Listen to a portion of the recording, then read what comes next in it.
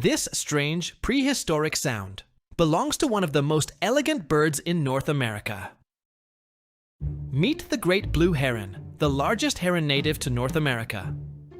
Standing over 4 feet tall, with a wingspan reaching nearly 6.5 feet, this bird is a majestic sight near rivers, lakes, and marshes. It is a master of patience, often standing motionless for long periods while stalking its prey in the shallows.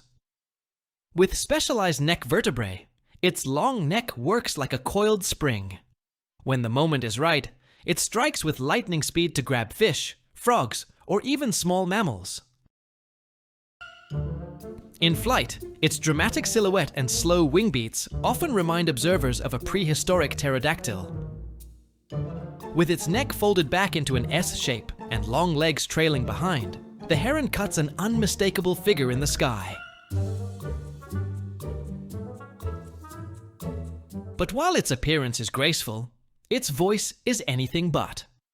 The Great Blue Heron has a rough, primitive-sounding repertoire. On the breeding grounds, they often greet their partners with squawking, "Row, row, rows!" If surprised or disturbed, they may give a harsh croak or a series of clucking, go, go, go calls that echo across the wetlands. When feeling directly threatened, they can emit a loud, explosive "awk" call that carries far over the water. It's time for a morning wake-up call from the shallows. Listen to the prehistoric sound of the Great Blue Heron.